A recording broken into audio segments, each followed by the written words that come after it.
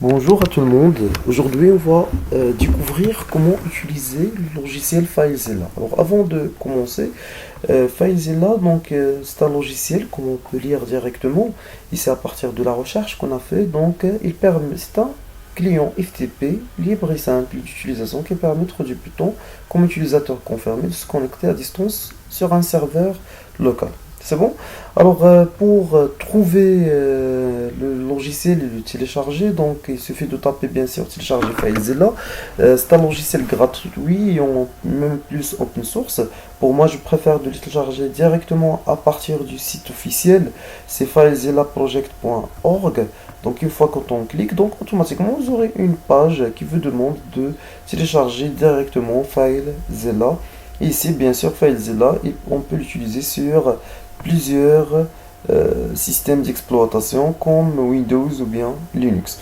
Alors, automatiquement, une fois quand on clique sur FileZilla, automatiquement, on aura le droit de cliquer sur Download, c'est-à-dire télécharger.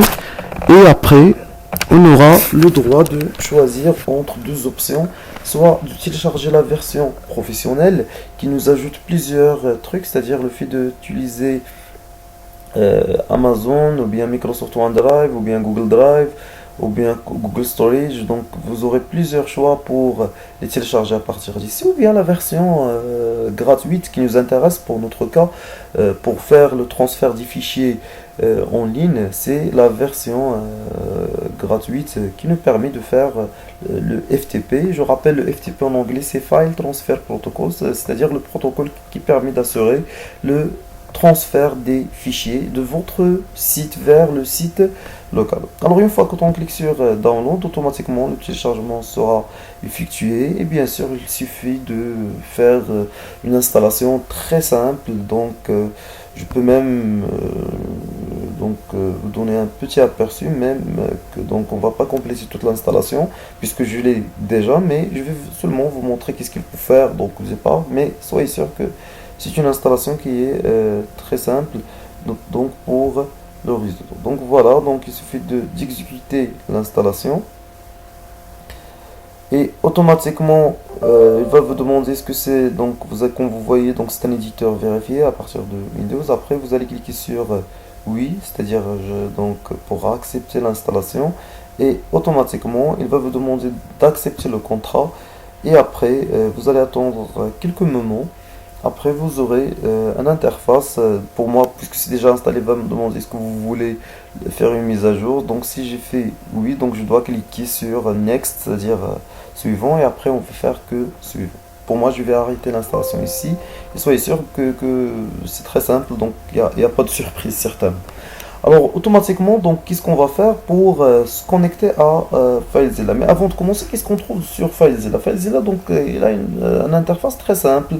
Donc l'interface, vous n'aurez pas beaucoup de problèmes. Ici, vous allez trouver le site local, c'est-à-dire votre machine, votre PC, et ici le site distant, c'est-à-dire le site dans lequel vous allez essayer d'héberger votre site et vos fichiers. Donc automatiquement ici on trouve vos dossiers, par exemple ici, tous les fichiers que vous l'avez par exemple avec les dossiers que vous avez créés, le site que vous avez créé par exemple, si on a fait cette opération. Et dans l'autre côté, c'est votre site distant.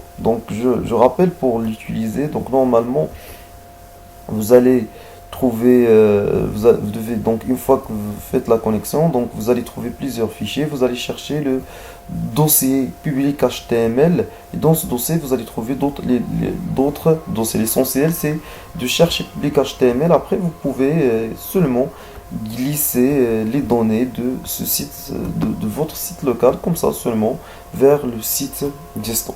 Vous voyez, j'ai essayé maintenant d'envoyer le fichier de W3 layout vers l'autre fichier. Donc voilà.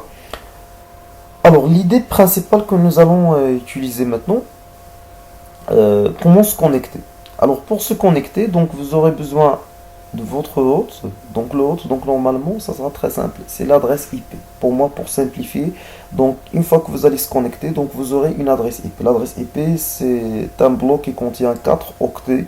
C'est bon, de type par exemple 192.168.0.1. Ça vous l'utilisez normalement pour une simple installation d'un retour sur la maison. Donc c'est une adresse IP. Mais soyez sûr, donc une fois que vous voulez héberger un autre domaine, votre hébergeur va vous envoyer une adresse IP différente, donc vous allez l'utiliser. Donc ça c'est un. Donc ici vous allez mettre l'adresse IP envoyée par votre hébergeur. Une fois que vous allez acheter votre espace d'hébergement, vous aurez une adresse IP. Après l'identifiant, c'est-à-dire un nom d'utilisateur, et après vous aurez un mot de passe que vous allez vous-même que vous l'avez choisi, ou bien qu'il sera envoyé automatiquement par votre hébergeur, et même dans ce cas vous devez le changer après. C'est bon pour le port. Normalement le port c'est 21 pour les FTP et 22 pour les FTP sécurisés, mais généralement vous pouvez le laisser vite.